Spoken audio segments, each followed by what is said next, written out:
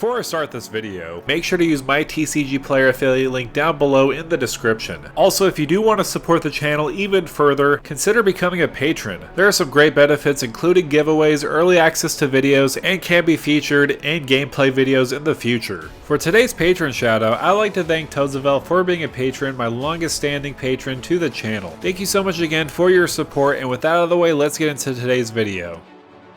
What's going on YouTube? This is Devin coming back at you with another video today on PubStomp MTG, and in this video I wanted to focus on Vannifar Evolved Enigma. I'll be quite honest, at first I wasn't impressed with this commander because it has the beginning of combat on your turn ability, it's one or the other, and I'm like, I kind of was hoping that there would be more to this, but the more I went down the rabbit hole of this commander, the more I thought, okay, this commander is pretty legit. So let's first talk about what the card does. So for 2 green and a blue, it's a legendary creature, Elf Ooze Wizard. Has a power of 3 and a toughness of 4, and at the beginning of combat on your turn you choose one. You either choose to cloak a card from your hand or put a 1/1 counter on each colorless creature you control. So basically cloak is a better version of morph in my opinion, because of course you're having that same ability of putting a face down creature on the battlefield. It has a 2/2 body, but most importantly it does have ward 2, it has that protection. Also, that cloaked creature you do put on the battlefield is colorless, so if you want to use the other ability the next time you go into your combat phase, you could put a 1/1 counter on it. So there are a lot of ways you could basically cheat in a lot of creatures and abuse that ability of cloaking a card from your hand, and in this video I'm going to dive into that.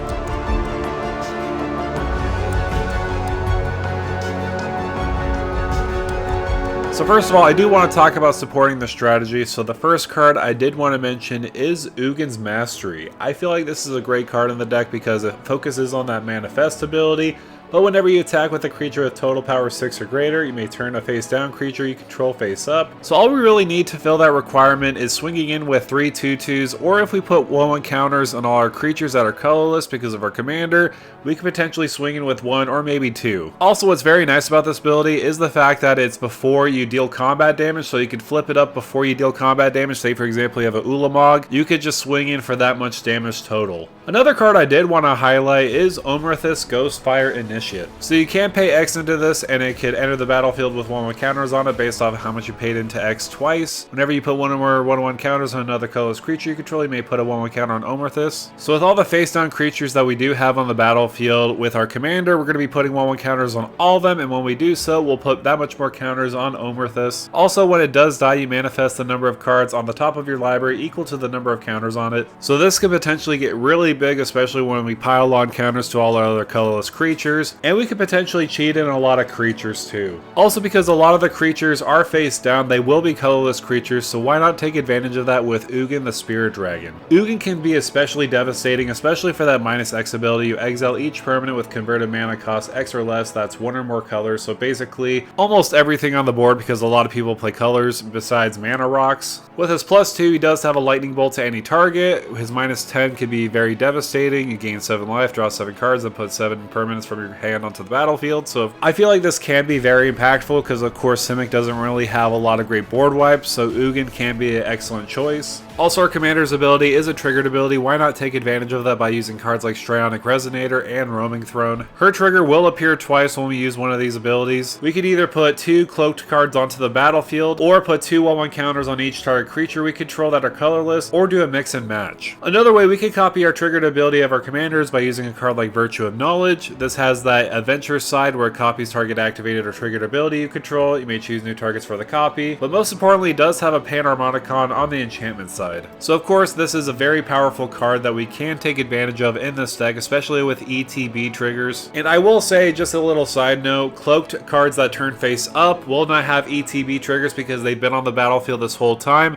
so they won't count necessarily, but there's other ways we could use those ETB triggers, and that's by flickering our cards. There are other ways we can flip our cards from face down to face up by using flicker effects like Ghostly Flicker, Displace, and also Illusionist Stratagem. So when we do flicker cards from face down, they will re-enter the battlefield face up, so if you do have some great utility of ETB triggers, you can take advantage of them this way. However, these are one-time effects being instant spells. You can take advantage of them by protecting your creatures at the same time, but if you do want a constant way of having creatures enter the battlefield face up, you can use everybody's favorite kitty, and that's Displacerkin. This is absolutely incredible, and I feel like in this deck, it could be extra deadly. It has the ability of avoidance whenever you cast a non-creature spell, so any non-creature spell like an instant, sorcery, artifact, or enchantment, exile up to one target non-land permanent you control, then return that card back to the battlefield under its owner's control. This is one of my favorite cards to abuse in many different decks with ETB strategies. Of course, the more instant and sorceries or other non-creature spells we do play in response to other effects, we could just take advantage of this and re-blink our commander or other creatures on the battlefield. So this does have an incredible ceiling as far as blinking. The more cards that we do have in our hand to use this trigger, the more we can blink other cards that are face down, face up. Other ways we could constantly blink our creatures is using cards like Conjurer's Closet and Thassa Deep Dwelling. Each of these basically have that effect at the beginning of your end step. You exile another creature you control, you return it to the battlefield under your control. Obviously, out of the two, Thassa Deep Dwelling is really good. It does have Indestructible, and you do pay 3 and a blue to tap another target creature, so just in case somebody's swinging at you with a big scary threat,